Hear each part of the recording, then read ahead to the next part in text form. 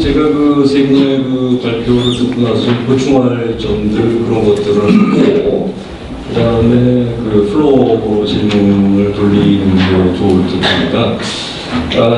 사실 이번에 나온 8종 검조 교과서는 쉽게 얘기하면은 역사상 이제 최악의 교과서를 2000년대 초반에 나온 금성출판사 근현대사 교과서라고 합니다. 정말 문제가 많았죠. 예를 들어서 천리마운동은 굉장히 좋았고 새마을운동은 아주 안 좋았고 이 정도 수준이었는데 이게 많은 비판을 받으면서 조금씩 좋아지다가 요번에 다시 빠꾸가 돼버린 거예요. 2000년 초반에 그 금성출판사 수준으로. 그래서 그 사실의 오류는 김병원 소장님이 잘 말씀을 하셨는데 여기 그 발표문에는 있지만 그 발표문 하신 그 사발문에 이제 저희가 대학교 다닐 때 이걸 원본이라고 배웠는데 이거는 원문이 될 수가 없습니다. 그런데 어떤 교과서는 이걸 원문이라고 하고 어떤 교과서는 그냥 그 잡기에 나온 그 설명이라고 나오고 이게 뒤죽박죽이 돼 있어요. 정답은 이 원문은 없습니다. 그냥 그런 게 있었다라고 하는 것을 얘기하는 2차 사료에 불과하다는 거고, 그 다음에 이제 더 심각한 것이 그 동학농민운동을 얘기하면서 한때는 모든 교과서에 사실은 역사 자료가 될 수가 없는 오지영의 소설 동학사입니다. 소설 동학사예요. 이게 1940년에 집필이 된 소설인데 여기서 소설이라고 하는 걸 빼고, 왜 소설이면 이게 자료가 안 되니까 이걸 빼고 모든 교과서에서 이것을 그 실제 사료로 인용을 했는데 그 이유는 목적을 위해서 사료를 찾아낸 거예요. 허위 사료를 찾아낸 거예요. 여기 이제 그 토지는 전부 못 써요. 균자팔사 이런 그 대목이 있기 때문에 이걸 농민혁명으로 하기 위해서 했는데 이게 국사편찬위원장을 지내신 유영희 교수님이나 여러분들의 그 노력으로 이게 사료가 될 수 없다 그렇게 얘기를 해가지고 다행히 오지영의 소설 동학사는 교과서에서 거의 다 빠지게 됐습니다. 그런데 요번에 보니까 찬스는 기회다. 그리고 몇 군데에서 다시 오지영의 소설 동학사를 인용을 하면서 소설이라고 하는 걸 빼버렸어요. 그냥 사기입니다. 한마디로. 그냥 사기예요. 그런데 다른 교과서는 다행히 전봉준 공초, 그러니까 전봉준의 그 신문 기록이죠.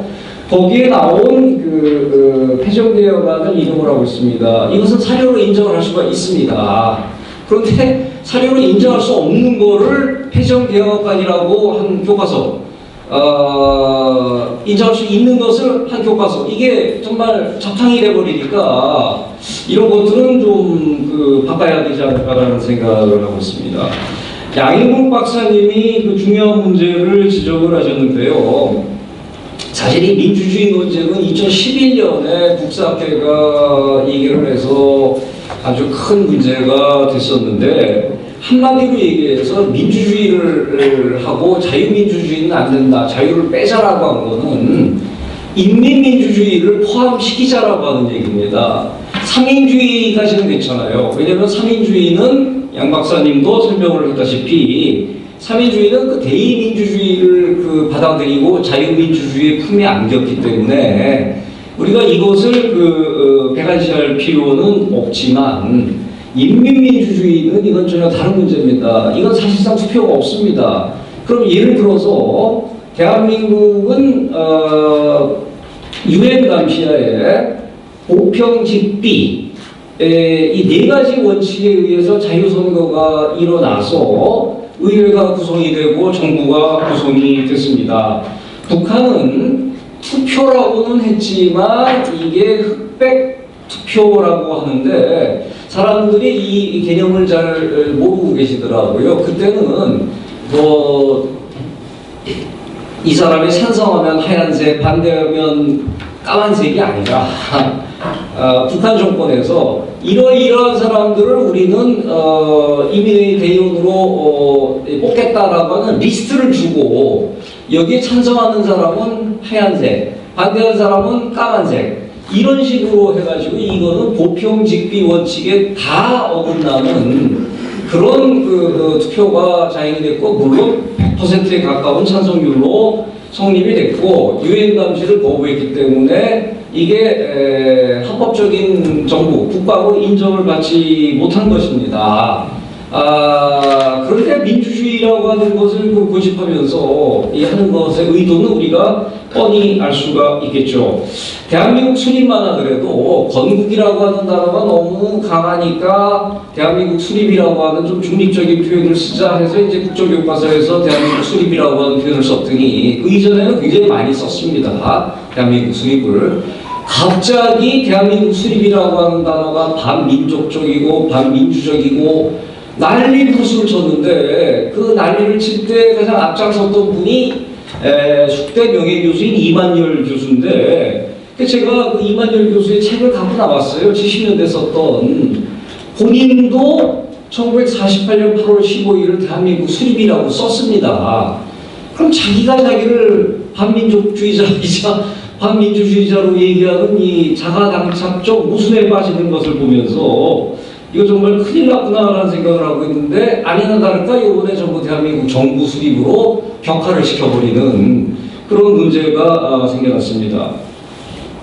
이주천 교수님이 말씀하신 것 중에 가장 중요한 점은 당대사, contemporary history는 역사에 있어서 최소화해야 됩니다. 그리고 현 정권에 관한 평가는 과거에도 그랬습니다. 이거는 이승만, 박정희 전두환 정권에서도 한국사 교과서에서는 현 정권에 대한 평가를 최소화했습니다. 거의 그냥 뭐 한두 줄 뭐 그냥 이렇게 했는데 이번 교과서는 이거는 한마디로 얘기해서 정권의 저질 선전선동 팜플렛으로 만들어버린 역사상 그 초유의 그 사건이 벌어졌는데 당대사를 소술하고 싶으면 최소화해야 된다라고 하는 원칙을 뭉개고 학교를 거의 그 정치 선동화하는 그런 그 교과서로 만들었다. 이거 아주 심각한 문제라고 생각이 됩니다. 그런데 이런 것들은 이미 그 예견이 됐던 게 사실 국사학계 또 넓게 봐서 그 역사학계의 그 대부분은 이미 철진한 거죠. 얘네 민족해방론이라든가 좌파 수정주의 역사관을 추종하는 분들이 98%입니다. 여기 계신 그 이주천 교수님이나 그 저 같은 사람들은 거의 멸종 위기종들이에요. 그러니까 민족해방혁명론을 따르지 않고 있기 때문에 그러다 보니까 언제나 소외되고 뭐 그렇게 되는데 역사교과서 집필 기준 시안 자체가 문제가 있기 때문에 이 시안을 가지고는 아무리 교과서를 잘 만들려고 해도 만들 수가 없습니다. 그런데 이 시안 초안이 발표가 됐을 때 워낙 문제가 많아서 2018년 2월에 전희경 의원이 이낙연 국무총리에게 질의를 한 게 생생하게 유튜브에 있습니다. 여러분들이 보십시오. 거기 보면은 이런 문제가 있다 그러니까 이낙연 총리가 말 참 잘하는 분인데도 불구하고 쩔쩔매더니 이렇게 얘기를 했어요. 동의하지 않는다. 총리가 승인하는 정부 입장이 아니다. 그렇게 얘기를 했는데 결국 최종 시안은 초안과 6.25 남침이 들어가는 거 하나만 빼고는 똑같이 나왔고 현 정권의 실세였던 그 김상곤 당시 교육부 장관이 총리의 의견을 뒤집는 발언을 하면서 이 한국사 교과서 시안은 최종 시안은 그 최초 시안과 거의 비슷한 걸로 되어버렸습니다. 6.25 남침 문구 이것도 정말 먹기가 싫었는지 뭐 38선을 무대로 남북 간에 크고 작은 전투가 있다가 이게 자연 발생적으로 남침이 됐다라고 하는 터무니없는 그 서술을 거의 다 하고 있는데 6.25 전쟁은 그렇게 우발적으로 생긴 게 아닌 것은 소련 그 비밀 문서들이 공개가 되고 중국의 비밀 문서들이 공개가 되면서 스탈린, 모택동, 김일성, 박헌영 네 사람이 정말 면밀하게 준비를 해서 내려온 사건인데 그런 것을 서술한 교과서가 단 하나도 없다라고 하는 거 그것을 꼭 말씀을 드려야 될 것 같습니다. 유엔의 대한민국 유엔헌법정부 이것은 제가 그동안 너무나 많이 얘기를 했는데 쉽게 설명을 해드릴게요. 48년 12월 12일 유엔 총회에 한국 결의한 내용은 한마디로 얘기하면은 대한민국의 관할권은 유엔 감시하에 자유선거가 일어난 38선 이남으로 한다라고 하는 대목이 있습니다. 그거야 유엔 감시하에 선거가 일어난 거는 그 지역밖에는 없기 때문에 그런 거죠. 하지만 한반도에서 유엔이 승인하는 유일한 합법정부는 대한민국이다, 남한이다 라는 것을 따로따로 서술을 한 것을 처음에는 이걸 오역을 했죠. 일부러 목적을 위해서 오역을 한 겁니다. 니영희 교수가 오역을 해서 38선 이남에서의 합법정부를 한다라고 주장을 하다가 이게 오역인 게 밝혀지니까 나중에는 이 두 문장을 합쳐가지고 대한민국은 38선 이남에 있어서 유엔헌법정부다라고 얘기를 했는데 이러한 주장을 하신 분들이 국사학계 거의 다지만 특히 많이 주장한 분은 상명대학교의 주진호 교수 지금 대한민국 역사박물관장을 하고 있는데 그 사람 역시 이 국회에 와가지고 대한민국은 유엔 승인 유엔 합법정부 맞습니다라고 인정을 했어요. 그런데 교과서에는 이런 식으로 시한 자체가 그렇게 됐기 때문에 그런 면도 있지만 본인들이 원하기 때문에 그래서 과거에는 이런 서울대 박태균 교수, 전남대 임종명 교수 이런 분들 전부 다 이런 오류를 하면서 이게 왜 그러느냐? 북한을 인정하고 대한민국을 폄하하기 위한 오랜 기간 동안의 노력이 드디어 완성이 된 겁니다. 그래서 과거에는 이런 것들이 조금은 제어가 되다가 이제는 아예 시안이 이렇게 되면서 니들 마음대로 써라 하다 보니까 최악의 교과서가 나올 수밖에 없는 거겠죠. 자, 제가 언제나 얘기를 하지만 어떤 집단이건 가치를 공유를 해야 됩니다. 이런 가치에 있어서 핵심은 역사관이라고 생각이 되고 제가 전번에도 말씀드렸다시피 한국당, 자유한국당은 이런 가치 공유가 좀 약합니다. 이번에 나다운 사건 같은 걸 보면은 공수처법 황교안 대표 이하 전 당이 공수처법 반대 조국 퇴진, 문재인 퇴진을 외치고 있는데 친문재인 정권의 성향이 강한 그런 걸 하고 조국 수호의 입장 처음에는 이거를 부정을 하다가 나오니까 인정을 했단 말이에요. 근데 이런 것들은 당직자들이 충분히 SNS를 통해서 검증을 할 수가 있는데 그런 과정이 없었기 때문에 이런 문제가 생기고 있고 양인국 박사님이 아까도 말씀을 하셨지만 한국당의 미디어 국장이 이 영양가 없는 한국당 세미나에 불러주니까 지들이 모나된 것처럼 착각들 쩔어요. 역겨운 꼰대들 그렇게 발언을 해가지고 문제가 됐고 이것 징계하는데 너무너무 힘들었어요. 아까 김병원 소장님이 얘기를 했지만 아무리 얘기를 해도 이게 통하지 않더라. 억지 공동체더라. 문책을 요구하는데 안 되더라. 마찬가지였습니다. 그러다가 우파의 어르신들이 단체로 이것을 항의를 해가지고 겨우겨우 본인의 공개 사과와 그 다음에 징계가 이루어졌는데 어저께 바로 당사자가 저는 SNS를 잘 안 하기 때문에 모르는데 여러 사람들이 연락이 와가지고 당사자가 자기가 한 사과도 좀 더 번복한다. 괜히 했다. 그러고 자기 한 주장 크게 틀리지 않는다. 그거 고소하겠다 하면서 입장을 또 번복을 했어요. 근데 본인은 뭐 이게 뭐 특정인들과 일부만 얘기했다고 하지만 제가 증거를 다 갖고 있습니다. 그리고 그 카톡으로 받았는데 이거 심각한 문제입니다. 그래서 한국당이 왜 이렇게 그 지식인들, 우파 지식인들을 이렇게 그 업신여기죠? 그리고 이게 그렇게 징계되기가 힘들었는데 징계가 됐는데 왜 또 이것을 번복하고 아주 나쁜 것들이 이거 나오죠? 이런 것들은 그 문제라고 정말 그 생각이 된다는 것을 말씀을 안 드릴 수가 없고 어떻게 곽 의원님 그 한국당이 이런 문제 정말 좀 해결하시겠습니까? 이게 3달 반을 걸었습니다. 근데 또 어저께 이런 문제가 일어나고 있는데 이건 있을 수가 없는 일입니다. 또 이제 분개를 하셔가지고 또 몰려오신다고 하는데 또 그런 일을 겪어야 되겠는지 이 선거를 몇 달 앞두고 나서 참 개탄스럽다는 말씀을 드리고 싶습니다. 제 얘기는 여기까지 하고요. 세 분이 뭐 제 말씀에 대해서 하실 말씀 있으시면 해주셔도 좋고. 아까 오시영의 동학사에 나오는 것이 패전개혁안인데 작년 연말이죠. 국가편찬위원회에서 한국사 능력 검정 시험을 치렀는데 동학 밀란 앞에 제시를 해놓고 여기서 나오는 답변이 패전개혁안입니다. 이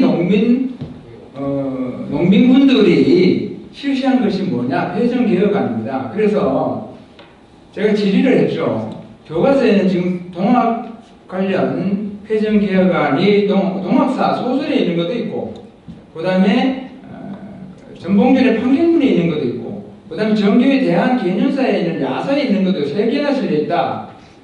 도대체 그 농민분들이 실천한 패전개혁안은 어떤 것이냐? 기본적으로 패전개혁안이라는 말 자체도 농민분들이 실천할 수 없는 게 패전이라는 것 자체가 잘못된 정치의 주체는 정부입니다. 그것을 개혁하는 것도 정부입니다.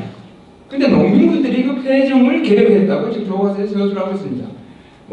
과부들을 개가한다든가, 세금을 적게 거둔다든가, 농지를 균등하게 분배한다든가, 전라도에 있는 농민 반영분들이 무슨 그런 일을 할 수 있습니까? 그거는 차치하고 교과서에는 3가지 제시된 패전개혁안 중에 어떤 것이냐 했더니 답변이 뭐라고 하냐면 정답하고는 정답을 고르는 데는 문제가 없습니다. 이런 식으로 답변했습니다. 이게 지금 국사편찬위원회입니다. 제가 아까도 말씀드렸지만 이거는 어떤 때는 막 우라통이 터집니다. 이게 지식인이 아닙니다. 이 사람은. 다시 반복하자면 억지 공동체고 오력지 공동체입니다. 오늘 3분 발제와 한 분 토론을 들으시고 질의가 있으시면 블로그에서 답변을 해드리고 그 이후에 이제 자유토론은 조금 시간이 주어지면 하고요. 대신 이제 질의하시는 분은 간단하게 말씀해 주셔야 됩니다. 왜냐하면 여기 길게 되면은 다른 사람 기회를 빼기 때문에 아주 짧게 말씀하시면. 네. 네. 고려대학교 교육학과의 홍우재 교수입니다. 지난해 초등학교 교과서에서도 이런 사단이 났었는데 그때만 하더라도 사실상 그 비중이나 이런 것들이 적은 범위였기 때문에 지난해에도 헌재에다가 가처분 신청이나 이런 것들이 일어났거든요. 자, 이번에는 이제 중학교, 고등학교 상당히 이게 또 비중도 크고 또 범위나 이런 것도 넓고 하기 때문에 엄청난 어떻게 보면은 역사 왜곡이랄까 오류가 일어날 것인데 이에 대해서 여기 각성도 의원께서도 많은 수고를 하고 계시지만 또 여러 또 여기 또 법률가도 계시고 하기 때문에 이러한 것을 어떤 식으로 뒤처리를 할 것인지 가처분 신청을 할 것인지 곧 이제 3월부터 학생들이 이러한 왜곡된 교과서를 가지고 또 정교조 선생님들에 의해서 열심히 가르쳐질 텐데 이러한 것을 어떤 식으로 우리가 대책을 세워야 될 것인지 후속 대책에 대해서 누가 좀 말씀해 주시면 감사하겠습니다. 이상입니다. 제가 사회를 보고 있는데 제가 좀 말씀드려도 되겠습니까? 예. 가처분 신청을 작년에 한번 한 적이 있습니다. 초등학교 6학년 1학기 교과서 가지고 제 연구소에서 학부모 6학년 학부모 20여 명 모아서 했는데 각하됐습니다.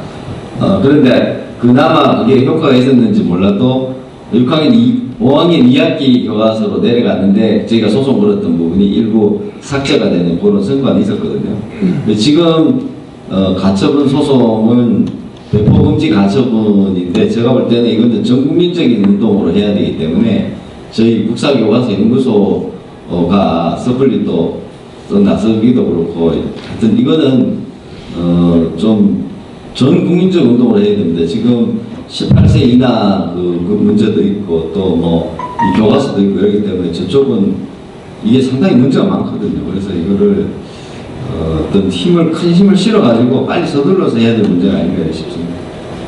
준비는 하고 있습니다. 뭐 내용적인 거는 다 준비가 되어 있는데 원고인단 모집 이런 거를 이제 좀 크게 해야 되기 때문에 저희가 그냥 기다리고 있습니다.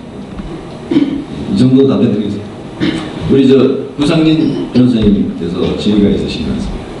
저는 이 세 가지 방향의 대책이 필요한 걸로 생각하는데요. 우선 뭐 당장 법적 대책이 필요하겠습니다만,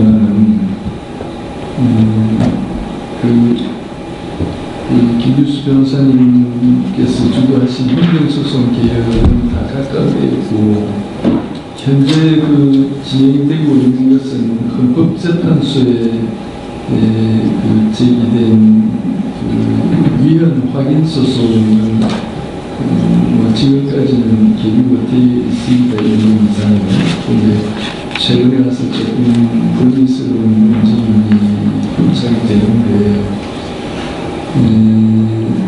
뭐 잘 아시다시피 이 정부에서 법적으로 유리한 조치를 받아내서 효과적인 결과를 이기는 쉽지는 않을 겁니다. 하여튼 그 소송이 유지가 되어서 온당한 판단을 받을 기회가 보존이 돼도 각별히 모든 분들이 좀 힘을 합하셔야 될 것 같고, 그 문제와 관련해서는 이것은 지금 현재 계속 중인 사건에 관해서 교육부 대리인들이 대답한 답을 보면 이건 교사나 학생들만 관계 있는 거지 일반 국민은 이해관계자 아닌 일반 국민들은 다 빼고 교사 학생만 가지고 재판하자면 이따위 대답도 있습니다.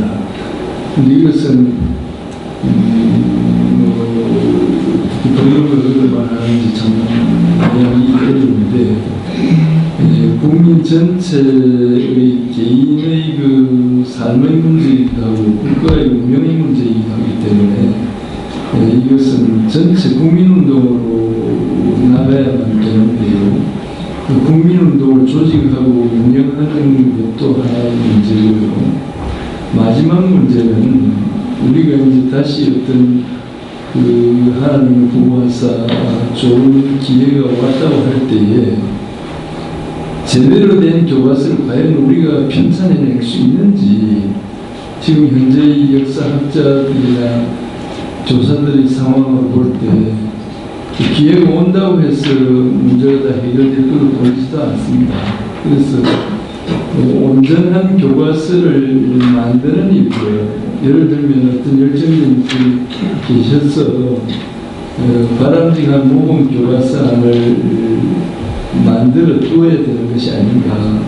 그런 세 가지 종류의 운동이 필요한 걸로 생각합니다. 이상입니다.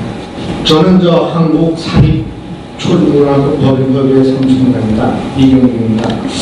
대한민국의 참 앞날이 걱정됩니다. 대한민국의 헌법을 부정하고 역사 사실을 왜곡하고 좌편향 의식을 갖고 있어서 먼저 국정교과서를 이렇게 했을 때 우리 사학이 앞장서서 교학사를 이렇게 채택을 했는데 노조에서 와서 항상 사학을 앞장서던 사학을 했던 데를 전부 다 회수시켰어요. 그래서 사학이 앞장서서 교과서를 선정해서 학생들에게 올바른 교육을 하는 것이 어느 나라도 다 보편화되어 있는 겁니다. 하다못해 중국에서 사회주의 국가인 중국에서까지도 이렇게 돼 있으니까 유수천 발제님 그리고 우리 교과서 연구회에서는 앞으로 교육의 발전을 쌓게 헌법을 생각하는 변호사 모임에서 말씀하신 그 세 가지 외에 또 사학이 정당하게 이렇게 교과서를 선택할 수 있는 자율성을 가질 수 있도록 그 점도 좀 해주시고, 유일하게 지금 조선일보에서 그 교과서에 관한 것을 그 잘못을 오류를 보도했는데, 이런 홍보가 아주 적극적으로 해서 네트워크를 좀 형성해서 사학이 앞장설 수 있는데 좀 동참할 수 있도록 해주시기 부탁드리겠습니다. 네. 김병현 연구소는 그렇게 좀 해주시기 바랍니다.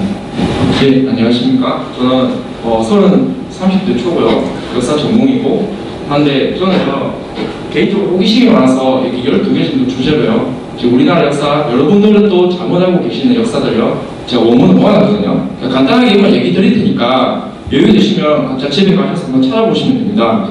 신라의 삼국통일에서 신축으로 강조하고 있거든요. 저는 개인적으로 신라의 삼국통일의 의의와 관계는 빼야 된다고 봅니다. 그건 신채호 개인의 생각이죠. 독사신론에. 왜냐면요, 신라의 삼국통일은 무모한 게 아니라 성덕왕 때 강나라에 의해서 영토를 화사하는 겁니다.